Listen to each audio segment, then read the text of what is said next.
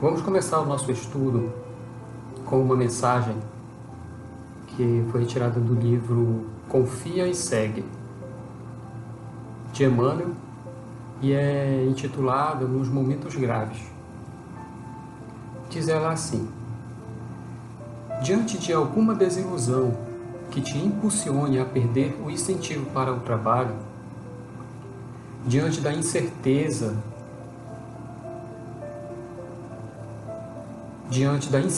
que te visite, apontando-te as tentações e riscos que te ameaçam, diante de mudanças imprevistas que te obriguem a pensar e deliberar sem o apoio de afetos com os quais já não contas, diante da crítica destrutiva que te induza a desistir de cooperar na oficina do bem, diante de seres queridos que te deixem a sós, sem comiseração por tua sede e necessidade de companhia, diante de palavras impensadas, partidas de pessoas estimáveis que te façam mergulhar no poço da amargura, diante do corpo doente e abatido que te lance o pensamento no deserto da tristeza e da insegurança, ou quando a morte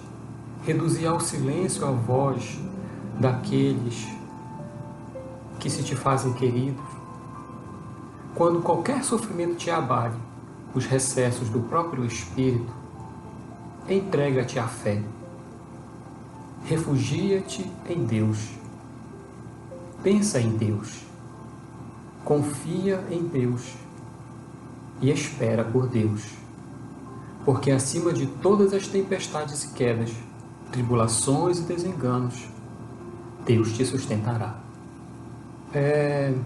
Progresso e evolução. Dentro do Progressão dos Mundos, Bia... Oi, Bia, tudo bem? Bom, dentro desse tema de há muitas moradas na casa de meu pai, Santo Agostinho, ele encerra esse capítulo, que nas últimas, é praticamente ele que explica tudo, como é o progresso nos mundos, né?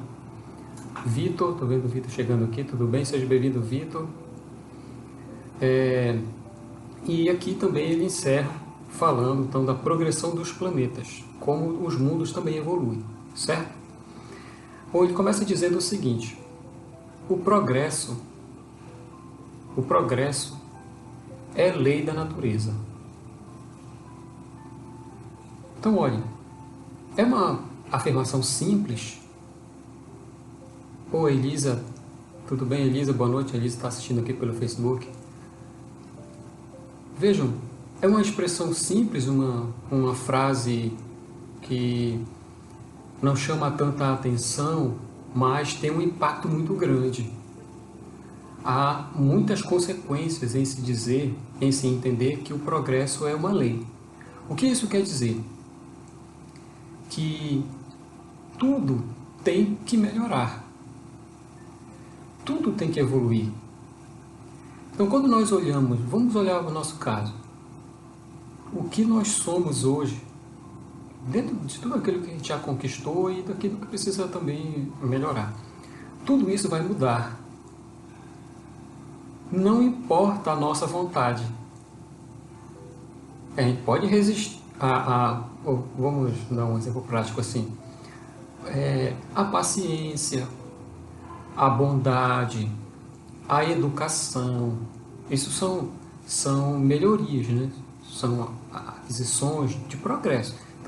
Então a gente isso vai acontecer com todos nós. Então, entender que o progresso é da lei na qual nós todos estamos submetidos traz consequências para a nossa vida. Consequências nas relações que nós temos uns com os outros, né? Porque se nos relacionamentos que nós temos o que nos salta assim, né, de lição para ser aprendido, por exemplo, é a gratidão, é a paciência, é a abnegação, isso vai acontecer. Ou vai acontecer nesta agora, que nós estamos lembrando, ou para frente. Porque é assim que funciona a lei. Todos nós submetidos vamos ter que obedecê-la cedo ou tarde. Então, o que acontece é que nós podemos, no máximo, retardar a sua aplicação. Então, nós vamos evoluir, melhorando os sentimentos, amando mais e conhecendo mais. No livro O Consolador, Emmanuel, ele afirma lá que eu já comento aqui, Betânia. Ele afirma lá que a evolução do espírito se dá ao apoio de duas asas: a do conhecimento, que é da sabedoria, e a do sentimento, que é do amor. Portanto, isso vai acontecer com a gente, cedo ou tarde. Então, estudar, conhecer, desenvolver a inteligência, o intelecto, é da lei. Então, por isso que quando nós aprendemos alguma coisa, quando nós estudamos e vamos conhecendo, nós sentimos um prazer, um deleite, uma sensação boa, assim, aquela euforia de quem... Por que isso? Porque você está agindo de acordo com a lei divina do progresso. Então, quando nós estamos vivendo alinhados, assim, em harmonia com a lei, nós sentimos as consequências disso, a alegria, a satisfação, da mesma maneira que os Espíritos afirmam lá no Livro dos Espíritos.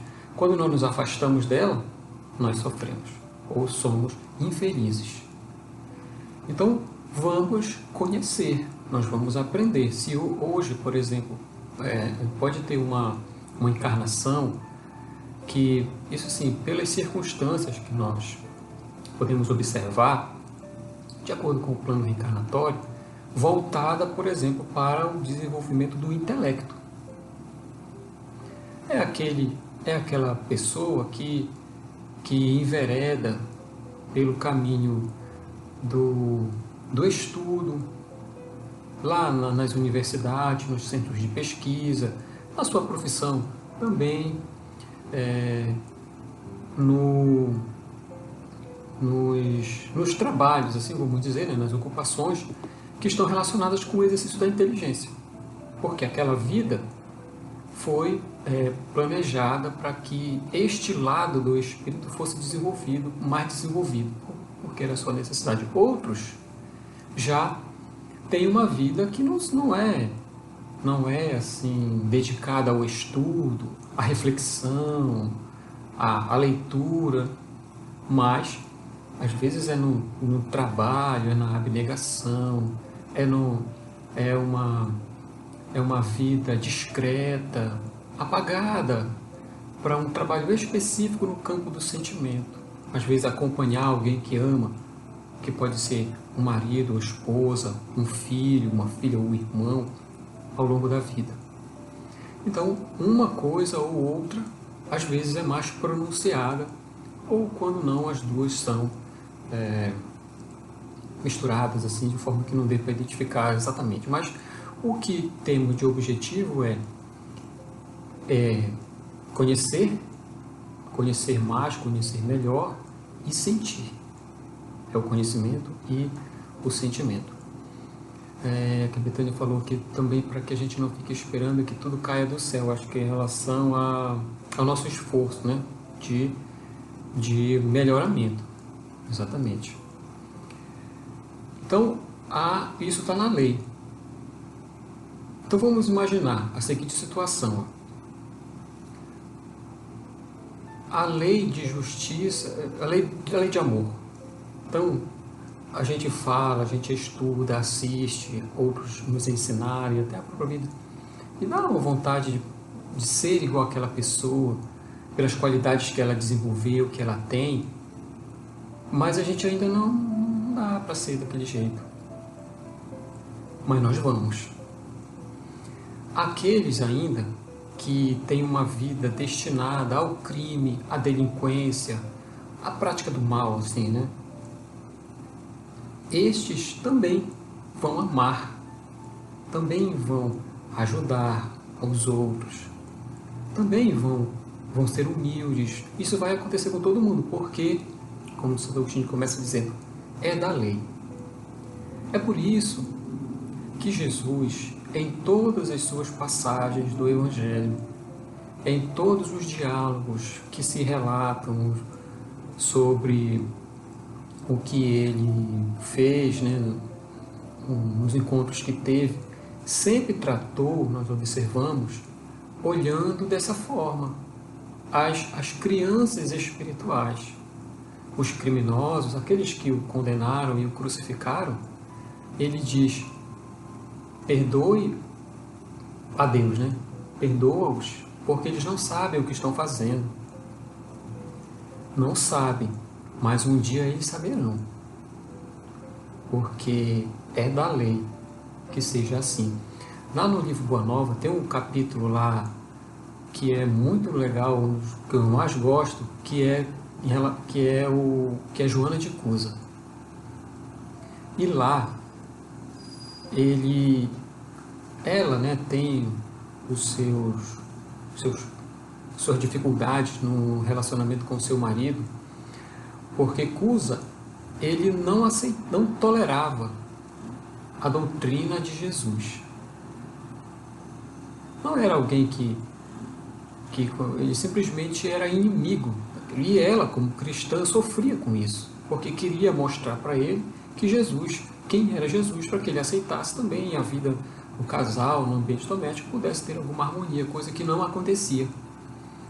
E ela então vai até o Cristo para pedir ajuda, algum esclarecimento, para que ele pudesse dar a ela. E ele, Jesus, uma das frases que ele diz a ela é que ela deve se sentir grata, porque em se relacionar com aquele homem, Deus havia escolhido ela desde aquele momento para o bom combate, alguma coisa assim, né? E aí ele diz assim: se ele não te compreende hoje, compreender-te-á um dia. Ele não se altera, não se aborrece, porque naquele momento o marido dela age de uma maneira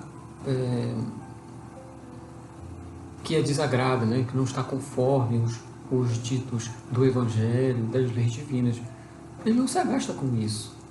Ele só diz: se hoje ele é assim, não se preocupe, que amanhã ele não vai mais ser. E para encurtar aí para o ponto logo que eu desejo, que eu digo porque isso está na biografia do Divaldo, aquele livro, capa meio avermelhada assim, que é escrito pela Ana Lande. Lá ele relata sobre Joana, né, dizendo que a Joana de Cusa é a mesma Joana de Ângeles, que é a mentora dele hoje. E ele também era um dos filhos dela na ocasião.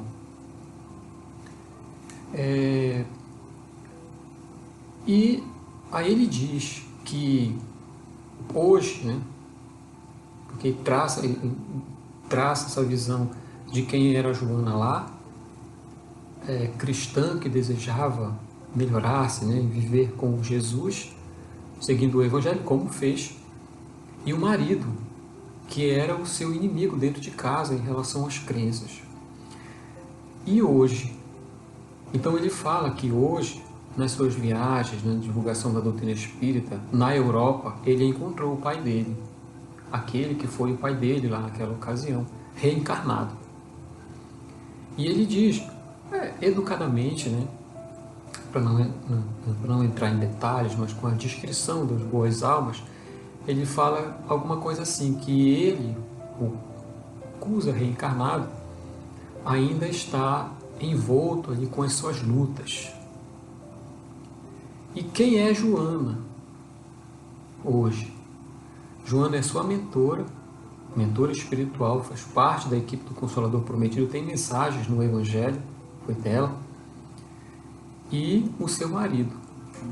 Então hoje, ele, como espírita, né? O Givaldo fala que ele é espírita, hoje ele começa a compreender. Então olha uma palavra que o Vitor Hugo usa muito, que ele gosta, olha o vaticínio de Jesus. Lá atrás ele não era capaz, mas ele diz, compreender-te-á um dia. E esse dia começa a se aproximar, vamos dizer, os dias de hoje. Então é da lei. Então se há coisas que nós não conseguimos fazer hoje, um dia nós vamos alcançar. Então ele continua dizendo que todos estamos submetidos a esta lei, os seres animados e os inanimados, né? Porque Deus, como Criador, deseja, diz ele, que tudo se engrandeça e prospere, que tudo melhore. A própria destruição das coisas, dos mundos até, de tudo, é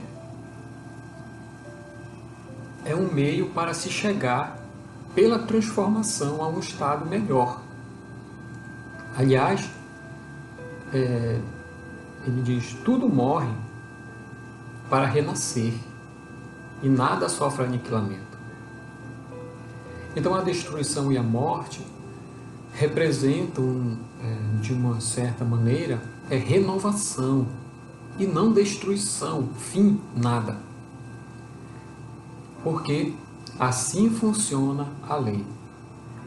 Lá na oração de São Francisco, por exemplo, o último verso da oração que ele faz na beira do leito do Papa, quando recebe ali pela segunda vez,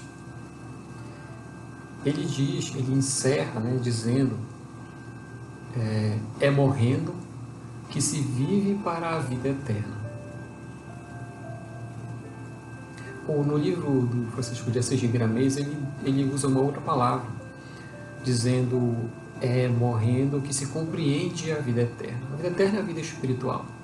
Mas as duas palavras, tanto vivendo ou compreendendo, dá na mesma, porque o sentido é que a morte ou o desencarne abre os olhos do espírito para uma nova realidade. Não a realidade espiritual em si, porque é para um lugar onde está voltando, mas o despertar, que significa um passo na senda do progresso. Então, quando nós desencarnamos ou retornando à vida espiritual, nós passamos a olhar a vida de uma maneira mais exata. Então, quando nós compreendemos a vida espiritual, passamos a viver de acordo com ela, mesmo na encarnação. Ou seja, você morre para um e nasce para outro. Passa a viver na vida material, encarnada, em função da vida espiritual, cuidando do corpo, cuidando do espírito, de preferência do que o corpo, em consonância com o ensino de Jesus sobre entesourar tesouros, as riquezas do céu, e não aquelas que a traça e a ferrugem consomem. Ao mesmo tempo que todos os seres vivos progridem, como nós temos comentado, no seu sentido moral, né? O progresso moral, os mundos também. De modo que os mundos em que os espíritos, os seres habitam. Então, o que isso quer dizer? Não só os espíritos têm a sua linha de evolução, mas também os planetas. Quer dizer, assim, se ele diz assim, se pudesse acompanhar o mundo desde o início, quando os primeiros átomos começaram a se ligar, desde lá, seria possível observar, mas os passos são imperceptíveis para as gerações que vão reencarnando, uma ascensão de progresso material. Então boa noite, Edmilson, essa evolução está traçada independente dos espíritos, porque há pela lei, que o que é material também evolua. Então é por isso que lá na Gênese, Kardec afirma assim, são chegados os tempos. Ele trata das transformações, né, do mundo, como nós estamos na semana passada, esse da fase de expiação e prova para a regeneração. São chegados os tempos. Então, vejam, está marcado. Então, há mais ou menos já um tempo determinado para que as transformações materiais do planeta aconteçam. De maneira que, em determinado momento, o mundo estará apresentando condições cada vez melhores para aqueles que irão habitar ali. E daí é que vem, então, o conceito de justiça dada no Livro dos Espíritos, também desde o Evangelho, que é dar a cada um o que é seu por direito. Então veja para onde essa ideia vai caminhar. Se o mundo está melhorando, está progredindo, materialmente falando, está ficando melhor, quem serão aqueles espíritos que terão direito de habitá-lo? Será que aqueles que ocupam o seu tempo sem se importar, né? Assim, com a destruição, com os abusos, com o desrespeito à natureza, aos animais, às florestas, a sociedade como um todo, vamos dizer também, será que terão direito de habitar um mundo melhor, sendo que no seu tempo se ocupam para torná-lo pior? Então daí, o que nós compreendemos? Que chegará, vamos dizer, um momento em que um mundo cada vez melhor, estes espíritos não terão mais o direito de viver nele, por força da lei. Então, segundo o conceito de justiça dado no Livro dos Espíritos, ele diz assim, Santo Agostinho, esses degraus de evolução são tão imperceptíveis para cada geração, mas vão de cada vez se tornando mais agradável. À medida que os próprios espíritos vão avançando, o mundo também vai avançando. Então, paralelamente, marcham os espíritos, os animais, os vegetais, porque na natureza nada é estacionário. Nada está parado. Tudo está melhorando. Então, é assim que o progresso vai se dando no mundo, tanto materialmente quanto moralmente, para os que o habitam, ocupam naquele momento. É por isso que, então, quer dizer, se nós olharmos para trás, É por isso que a ciência consegue determinar as características do planeta há milênios atrás, ou milhões de anos atrás, porque ele está melhorando. Então, vão comparando, como a lei é determinística, basta fazer o caminho inverso, né? Se ele está, vamos imaginar assim, só para efeito de comparação, se algo está aumentando, é porque quanto você avança no tempo para frente, então quando você avança no tempo para trás, aquilo vai diminuindo. Então, da mesma maneira que em alguns aspectos, para algumas coisas, se consegue determinar as características, os elementos que existiam ali e tal. Daí as teorias tentam explicar as características do mundo primordial. Então imagine o que era o planeta Terra no mundo, ainda nas suas características de mundo primitivo, com tempestades, com vulcões, com as temperaturas, com inundações, terremotos. E imagine viver naquela ocasião. Coisa que agora, como nós observamos, cada vez mais agradável vai se tornando quando se olha, vejam, o panorama geral. Porque, como ele coloca aqui, para as gerações isso é imperceptível. Então é por isso que muitos falam assim, o mundo está piorando. Por quê? Só é possível avaliar com mais segurança o momento que nós estamos vivendo. Mas será que é melhor viver no mundo agora ou no mundo lá na época das cavernas? Mesmo materialmente, né? Então assim, tudo avança na escala do progresso, os mundos materiais e o mundo do ponto de vista material e também aqueles que habitam, né, os espíritos, moralmente. Então isso quer dizer que, por conclusão, né, dessa apresentação que ele faz acerca da evolução do mundo, segundo essa lei, o nosso planeta já esteve moralmente e materialmente em um estado inferior.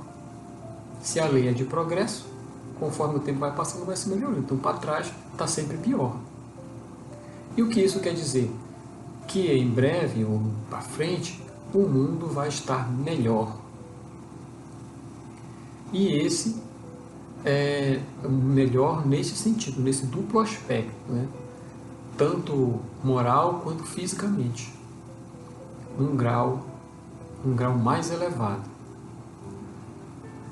Lá no Evangelho, lá no Sermão do Monte, eu ia falar aquela hora, eu acabei esquecendo, mas eu peguei agora. Jesus fala em um dos versículos, né, uma das bem-aventuranças, e que os mansos herdarão a terra.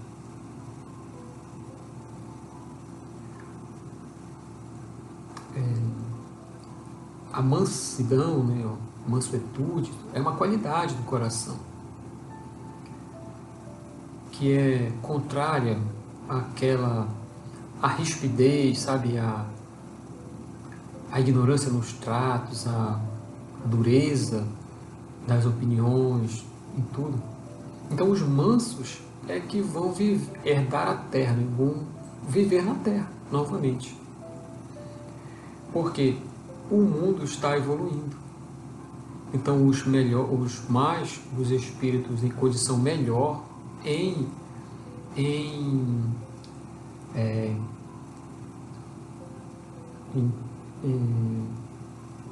de acordo com o planeta, irão encarnar ali. Também desde lá no Evangelho Jesus fala isso. Outro ponto o que Santo Agostinho fala mais uma vez aqui, também ele no item anterior, né? É por isso que, se a lei é de progresso e o mundo vai ficar melhor para frente, vai chegar um momento em que essa transformação, de uma maneira mais acentuada, vai ser percebida.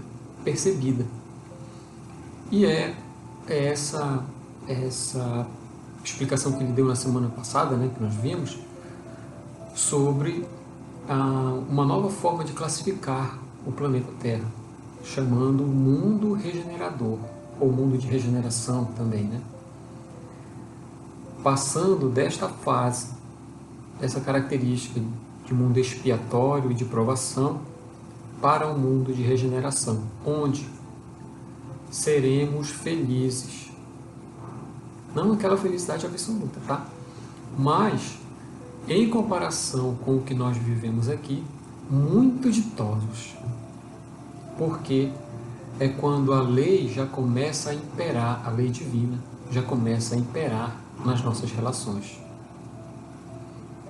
E é isso que ele trata, explica bem, né? Quando fala da destinação da Terra e aqui da progressão dos mundos, é a nossa entrada nesta nova fase evolutiva, que é a fase da regeneração.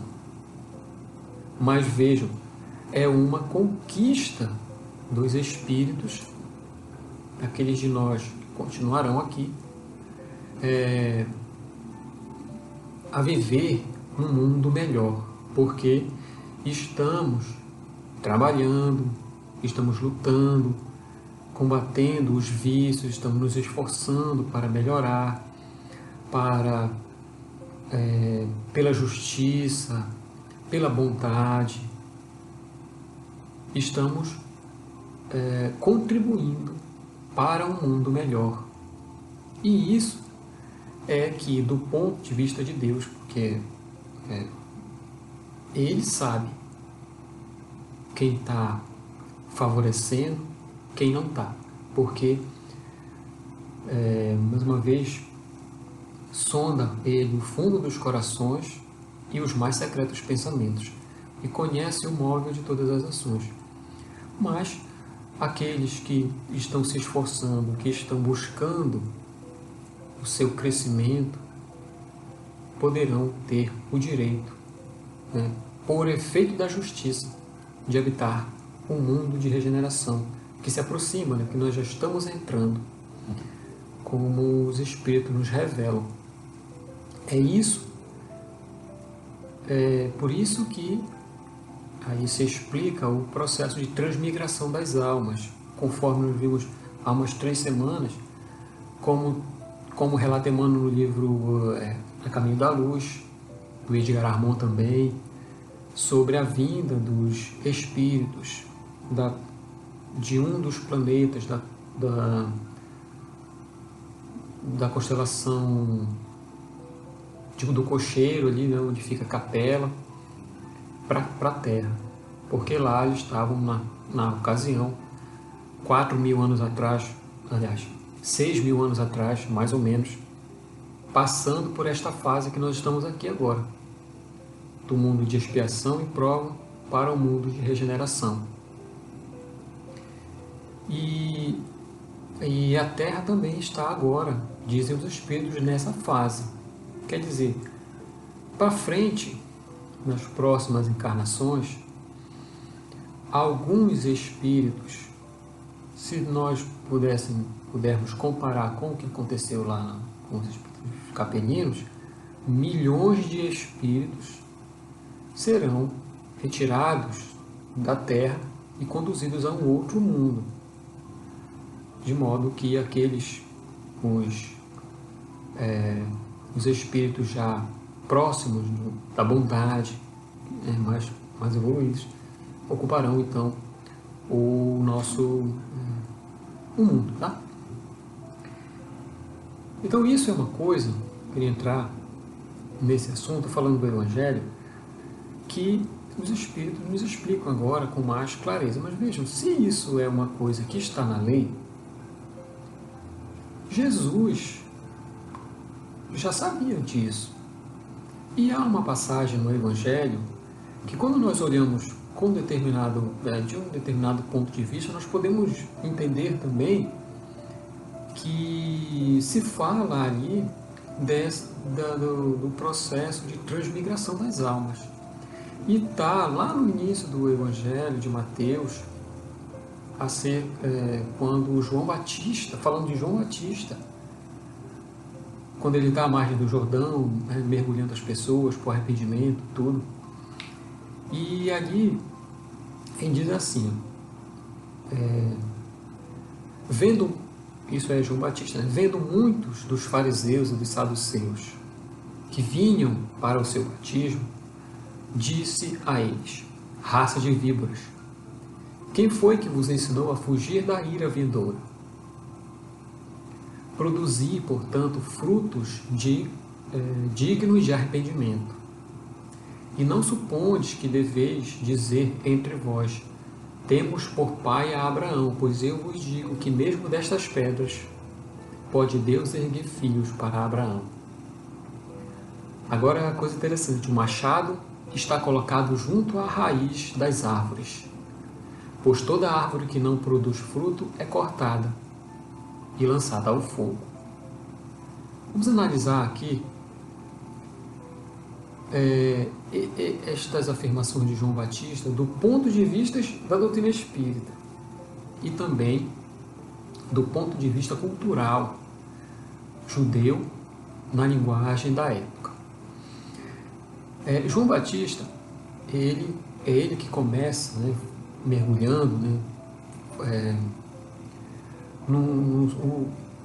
ele ali faz uma reedição, né, ele incorpora um ritual que já existia para ensinar, para falar do arrependimento, que significa transformação, tá? Arrepender-se significa transformar, é se melhorar, é ser uma pessoa melhor, tá? O conceito lá atrás que ele fala de arrependimento é o mesmo que a gente fala aqui de reforma íntima, é igual. Por que a mesma coisa? A palavra muda, mas a ideia é a mesma. Por quê? Porque é da lei. Pode ser que lá no futuro se encontre uma outra expressão mais adequada à época, mas a ideia é essa. Então, o que eles faziam? Aquele que ia até João Batista ouvir a sua pregação, seus ensinos e acreditavam, né, nele, arrependiam-se, então faziam uma declaração pública ali dos seus erros e das suas falhas. E então, se utilizando do símbolo da água, mergulhavam como a limpar, né, a lavar-se, a limpar, e quando ressurgiam, renascendo, né, da água, era como se fossem outra pessoa, porque a partir daquele momento os votos eram de que não mais seriam ou teriam as mesmas atitudes, as mesmas opiniões, o mesmo modo de vida. Então era como se outra pessoa estivesse surgindo das águas ali. Alguns até ao ponto de mudar o seu nome. Talvez daí venha a expressão nome de batismo.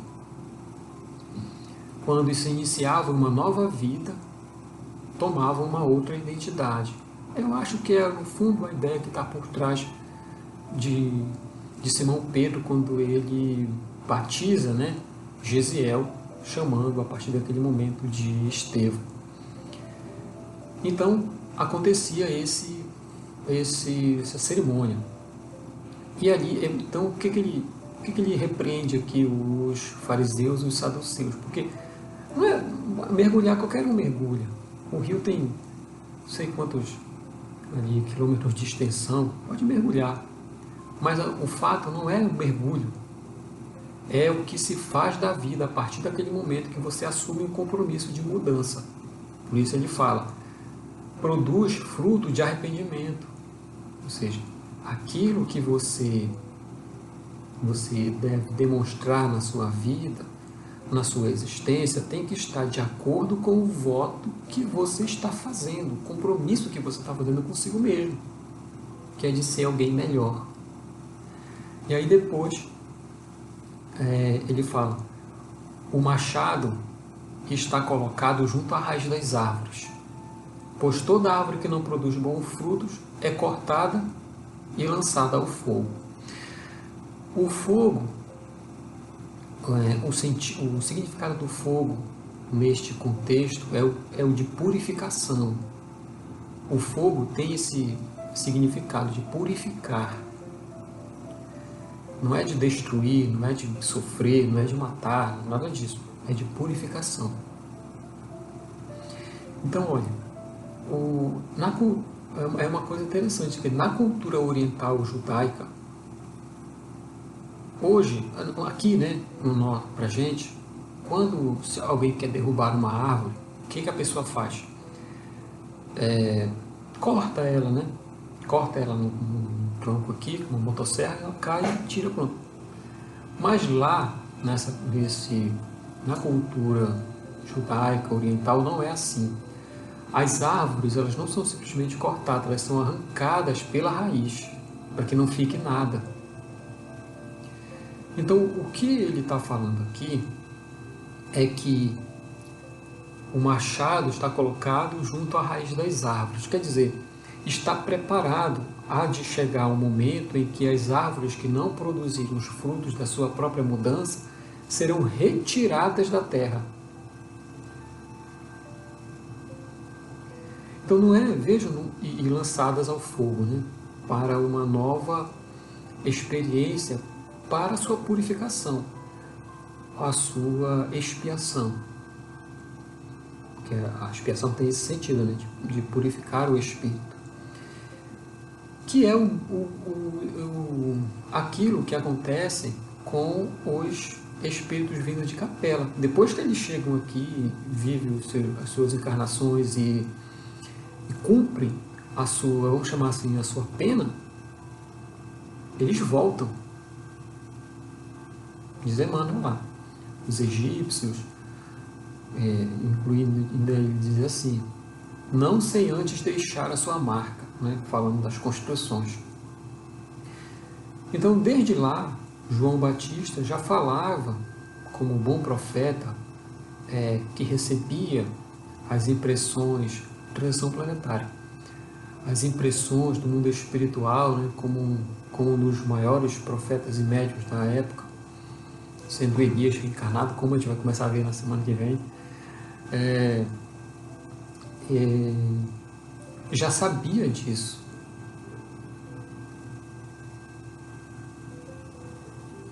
Por isso que não só ele, né, também, mas também Jesus falam: arrependei-vos, pois está próximo o reino dos céus. Então olha, assim, porque o próximo para a gente, há espíritas que estão numa expectativa grande, porque achavam que 2019 ia ser uma grande revolução no mundo, porque dizia-se que era a data limite e que tal, enfim. E a gente pensava assim, poxa, será que está próximo, né? Mas há 2000 anos Jesus falava que estava próximo. Mas assim, é fácil de entender porque o ponto de vista dele é o espiritual, com uma avaliação de tempo diferente do nosso, né? Olha a alma, o espírito. Então, ele dizia, está próximo o momento de reentrada numa nova fase da felicidade, como Santo Agostinho coloca aqui, onde seremos ditosos, está próximo. Mas talvez não pela data em si, né? Mas porque talvez as nossas oportunidades de experiência não seriam tantas assim. Então é bom que entendendo aquela época, é bom se esforçar logo, desde agora, e aproveitar todo o tempo, para que não sejamos, quando na próxima encarnação, por exemplo, lançados ao fogo num outro mundo, onde teremos que viver experiências mais dolorosas por estar aquele outro planeta em uma condição inferior ao nosso, mais difíceis, mais sofridas. É por isso que quando Jesus vem como o maior mensageiro de Deus, nos ensina sobre o amor. amar, porque o amor é a única forma de se chegar a Deus sem sofrer. E nos dá esta recomendação, né? Porque como nos ama, não fica feliz vendo a gente sofrer. Assim como nós não ficamos bem quando vemos alguém que nós amamos sofrendo. Então ele ensina o amor, porque é através dele que nós chegaremos ao Pai sem os sofrimentos da expiação, sem as dificuldades da vida dura de quem comete os erros, muitos erros. Então é assim, meus amigos, minhas amigas, que o mundo vai progredindo também, assim como os espíritos. Por isso, então, que nós, no nosso exercício diário, nas nossas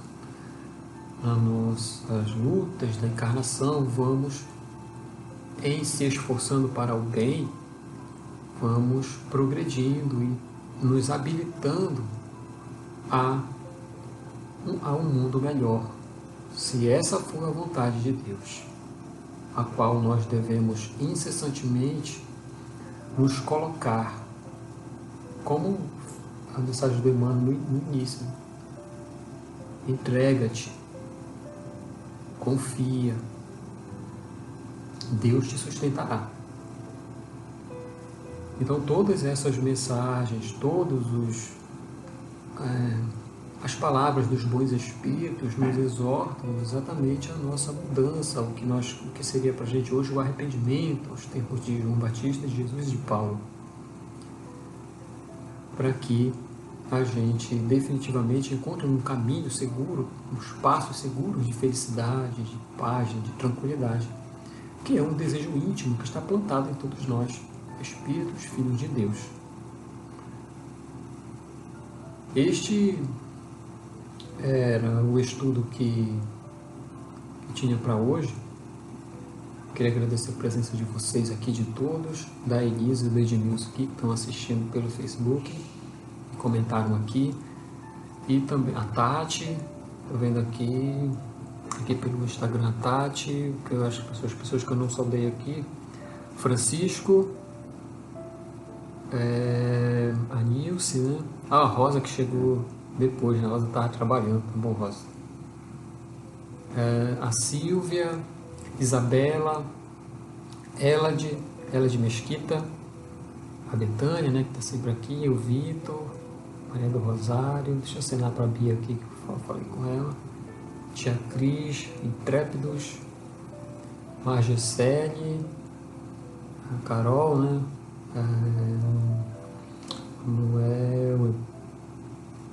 Manuel Eduardo, deixa eu ver se eu acho que eu já chamei todo mundo aqui, né, a Márcia lá no início, então tá ok. Bom, o que eu tinha para comentar acerca desse tema, da progressão dos mundos, era isso. Obrigado, Tati. E semana que vem nós vamos então entrar no capítulo 4, que é Ninguém Poderá Ver o Reino de Deus Se Não Nascer de Novo, que é sobre a reencarnação. Nilson colocou aqui, provavelmente quando Jesus disse que estava próximo, pensando em cada espírito individualmente, pode estar sim, porque como ele fala lá, o reino dos céus, né? Em outra ocasião também, que o reino dos céus está dentro de nós. Então é cada um que vai crescendo, que vai se melhorando, vai encontrando a sua felicidade, a sua paz, né? A sua tranquilidade de consciência. Então há pessoas, por exemplo, que estão na Terra, agora no mundo de provas e expiações, mas o espírito vive um mundo de regeneração dentro de si, que não se altera, confia em Deus, não se perturba, não se desespera, vive de acordo com isso, né, com as suas crenças. Então é como se ele estivesse lá, embora o mundo não se apresente desta maneira, porque a conquista é interior. Então, o mundo externo, embora turbulento e incontrolável, não chega a perturbar aquele que tem a segurança da consciência tranquila, que age de acordo com a vontade de Deus e de acordo com aquilo que as suas crenças, de acordo com as crenças que tem. Então, acontece isso mesmo. Ok? Vamos encerrar? Quero agradecer mais uma vez a todos vocês e convidá-los à nossa oração final. Então vamos fechar nossos olhos, nos concentrar, onde estiverem, como for possível,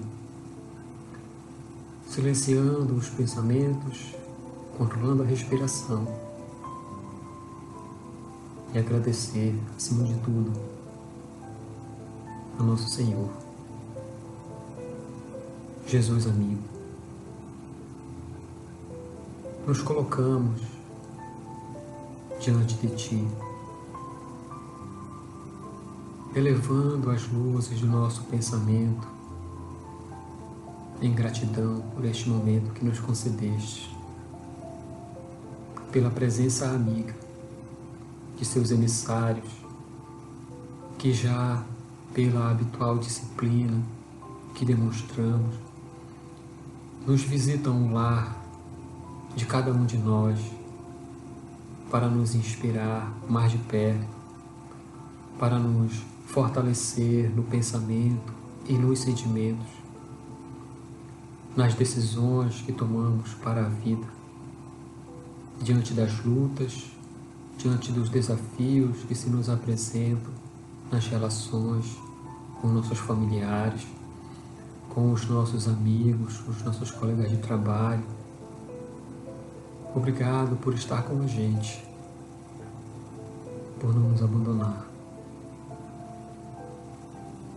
Quero lhe pedir, em particular, se me for possível, por todos aqueles que estão participando deste momento, que se esforçam a toda semana para estarem aqui, que acompanham, que estão ouvindo, ou que ouvirão posteriormente, que sejam abençoados, que sejam iluminados, protegidos dos males que não precisam passar, mas sustentados nas experiências que precisam viver, que habilitarão a cada um a tranquilidade da consciência e a alegria após as lutas dessa vida. Abençoe todas as crianças, todos os pais, as mães aflitas, as famílias inseguras pelas incertezas do momento, os idosos, os nossos irmãos que estão encarcerados, que estão nas ruas, aqueles que foram abandonados por suas famílias ou porque não têm mais famílias. Auxilia a todos, Senhor, que se não pudermos fazer muito por cada um deles, deixe por eles, pelo menos orarmos, para que estas energias que saem da prece possam encontrá-los, oferecendo a cada um a sua paz e o seu amor. Muito obrigado por mais uma noite, por mais uma semana. Que assim seja.